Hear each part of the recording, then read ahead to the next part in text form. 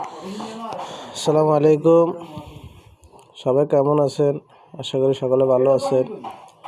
তো এটা হলো দ্বিতীয় অংশ। তো এখানে আমরা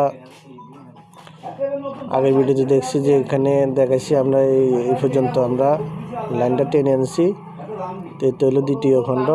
তো আমাদের এখানে একটা ওই উপরে একটা বাতি দিয়ে দিছি, আর এখানে সুইচ বোর্ড 6-8 সুইচ বোর্ডের তরে লাগাইছি। আর এটা হলো ওই দিকের মেইন লাইন 2.5 RM, যে বলছিলাম যে 2টা বোর্ড হবে, 2টা রুম দোতলা ঘর একটা। তো আমাদের এই পাশের এই 2টা হইলো ওই দিকের লাইন 2.5 RM, আর এখানে উপরে একটা বাতি দিয়ে দিছি। আর এটা হইলো 2.5 RM মেইন সুইচ থেকে মেইন লাইন, এই 2টা আসছে।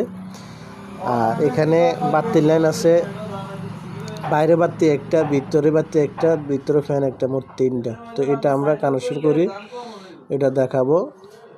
এই যে আমরা একটা মার্কিং দিয়ে নিয়েছি, যেহেতু ফ্যানেরটা চিহ্নিত, ফ্যানটা বোঝা যায়, এটা আমরা রেগুলার লাগাবো এটার ভিতরে।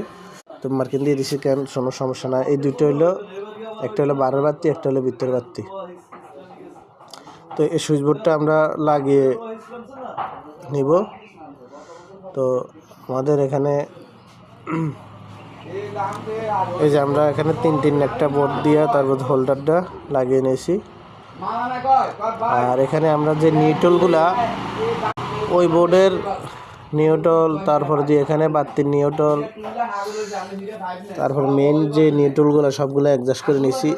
এবারে ওই ফান্দের থেকে এই ফান্তে আমরা তার নিয়েছি। আবার এই সাইডেও সেম এরকম হবে, একটা বাইরে বাতি যাবে, একটা ভিতরে বাতি হবে।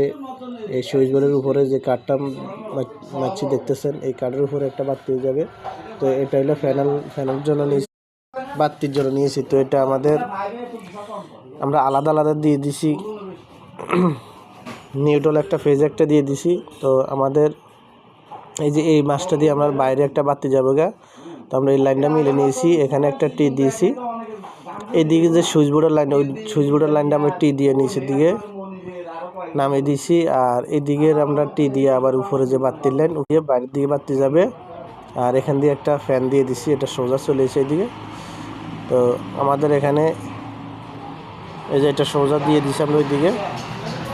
আমাদের মিস্ত্রি সব কাজ করতেছে। তো এটা এই ভিডিওটা এই পর্যন্ত, পরবর্তী ভিডিও আপনাদেরকে ফিনিশিং দেখাবো। তো ধন্যবাদ সবাইকে, ভিডিওটা ফলো করে রাখবেন।